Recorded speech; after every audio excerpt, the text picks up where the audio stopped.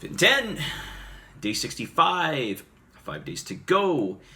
And I am getting more questions related to eating post-challenge than any other challenge I've done. And this is my 10th challenge, right? This is the 10th.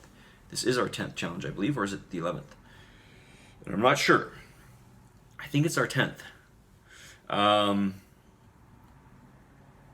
No, it's our 11th challenge, right? This is our 11th challenge.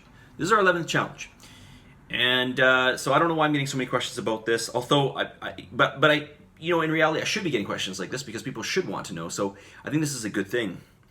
Okay, so let's discuss this, or let's answer this question. How do you approach post-challenge eating? Okay, the best way that I would approach it is still by measuring, because that's going to ensure you the most. You will know exactly what you're having. If you measure and you log, you know exactly what you're doing. If you do not measure and log, you don't know. And so if things don't end up working out for you, it's hard to go back and rectify, your amounts, because you don't really know your amounts. Okay, so there are a lot of people out there on the web that will do portions based on hand size or plate size or whatever. And that's one way to do it. The thing is that when I deal with somebody and we don't quite see what we want to see, it's hard to pinpoint what's going on exactly when we don't know the measurements. So that's the only issue that I have with that. Now, if you were pretty good with eyeballing your measurements, whatever that means, maybe you can get away with it. I know certain people do, and it works for them and they're able to maintain, then do that. But the best gauge is, because, let's face it, your body is not static, right? It is an ever-moving target. Your body is different today than it was even yesterday, okay? Especially when you're going through weight loss, all right? Especially if you are consistent with everything.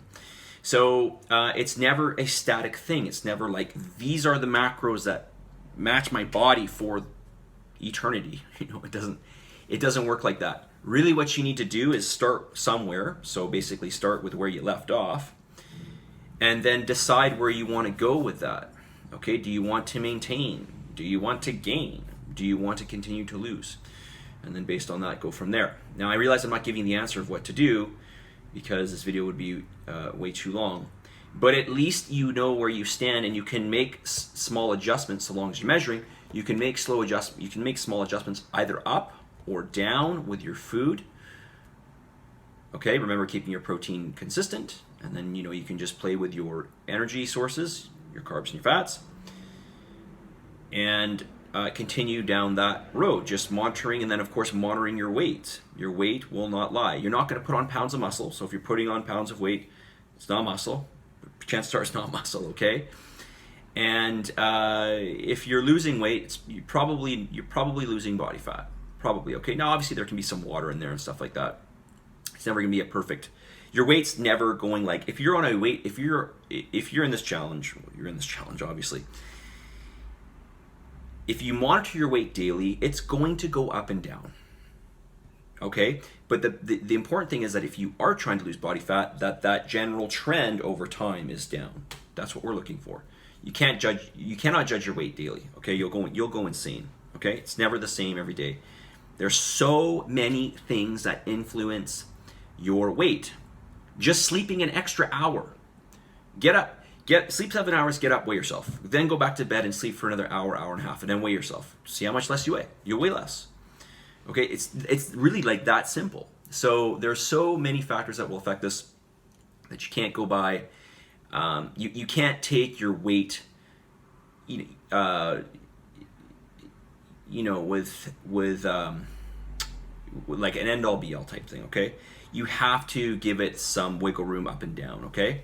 It's always going to fluctuate. All right, so how do you approach post-challenge eating? I would still say to measure. That's what I'm going to say to you, okay?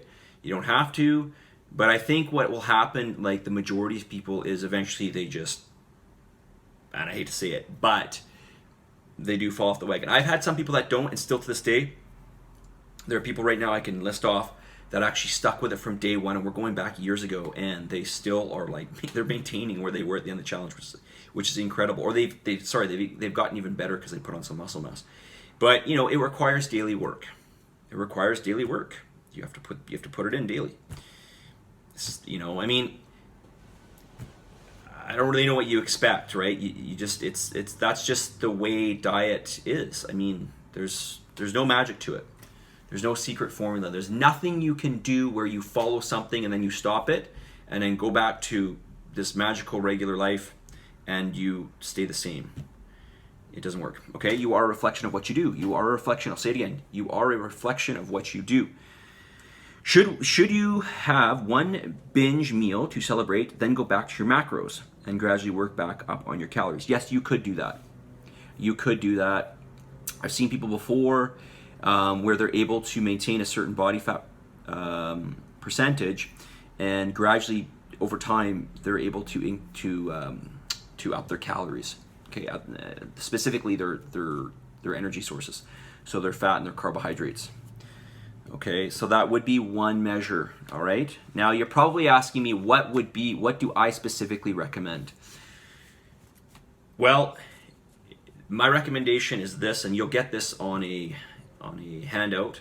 It depends on how well you do in the program. So generally speaking, I say if you've lost more than about 20% of your fat mass, then we do a reverse diet. That is, we add some calories in slowly through time. We do sort of like a 30-week reverse. Okay. You might think it's hard, but at least you're getting more calories over time.